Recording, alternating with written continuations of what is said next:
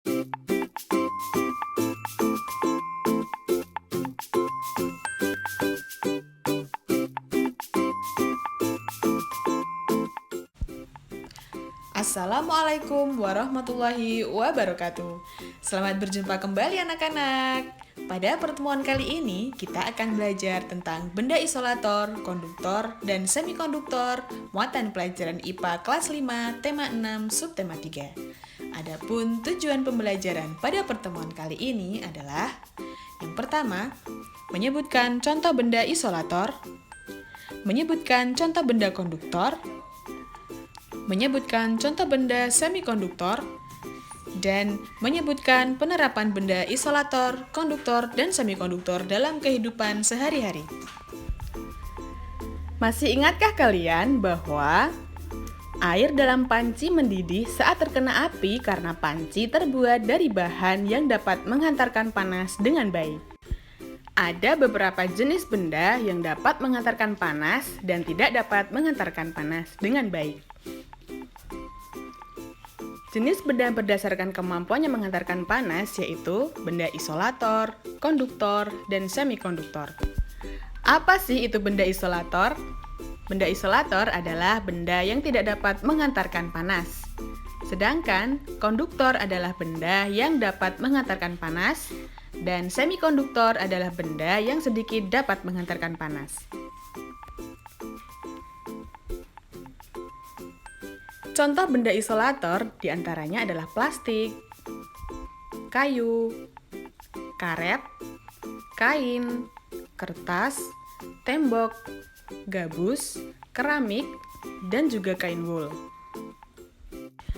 Dalam kehidupan sehari-hari, bahan-bahan tersebut digunakan untuk membuat gelas kaca, keranjang plastik, gelas keramik, balon karet, kayu, kain, kertas, gabus, dan juga wol.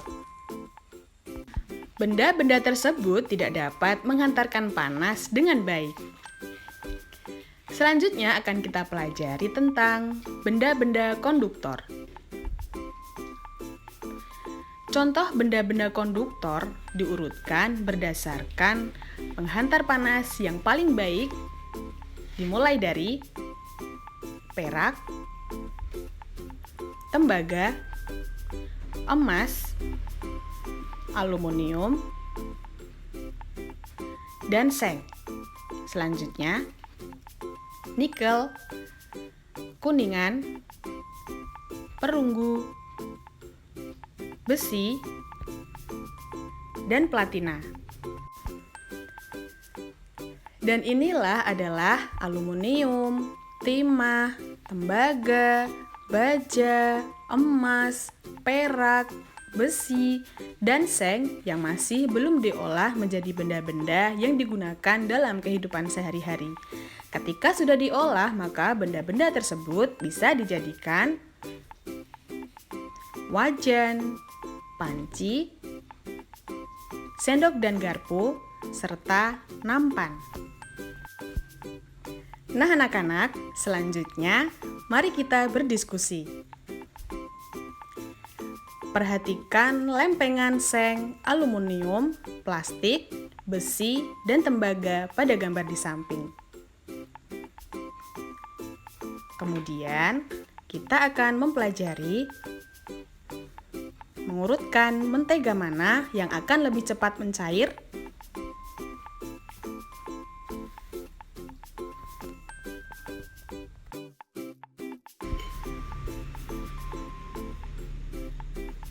Nah, dan inilah urutan mentega yang akan mencair urut dari yang paling nomor 1, yaitu mentega pada lempengan,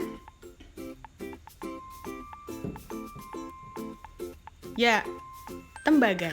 Yang kedua, aluminium. Yang ketiga, seng. Yang ketiga, pada lempengan,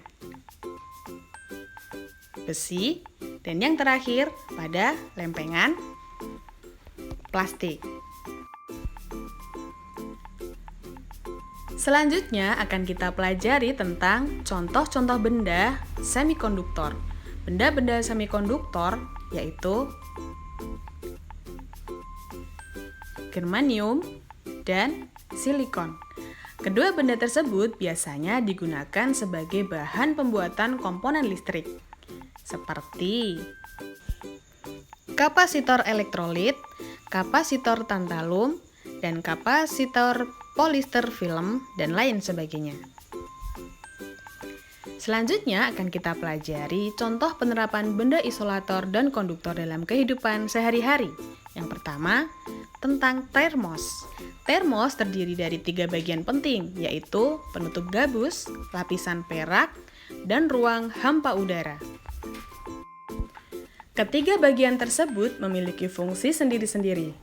Yang pertama, penutup gabus. Apakah kalian tahu apa fungsi penutup gabus? Ya, mencegah perpindahan kalor dan mempertahankan agar air tetap panas.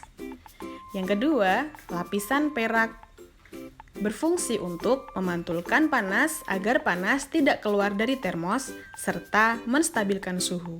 Dan yang terakhir adalah ruang hampa udara yang berfungsi sebagai pembatas supaya kalor atau panas tidak berpindah dari dalam termos menuju keluar termos dan sebaliknya, dari luar ke dalam termos. Contoh selanjutnya adalah panci. Pada panci, badan panci dibuat dengan bahan konduktor, sedangkan pada gagang dan ujung tutupnya dibuat dari bahan isolator.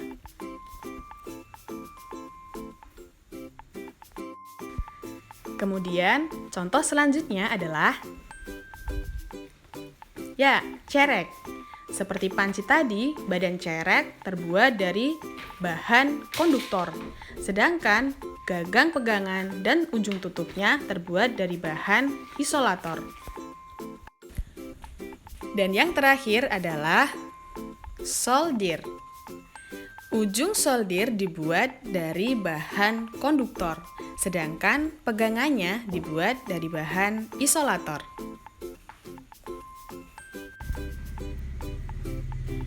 Nah anak-anak, itu tadi adalah pembahasan kita tentang benda isolator, konduktor, dan semikonduktor. Selamat belajar dan jangan lupa mengerjakan latihan soal ya.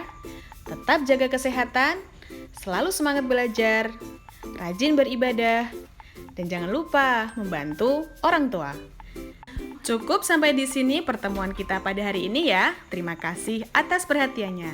Wassalamualaikum warahmatullahi wabarakatuh. See you next time.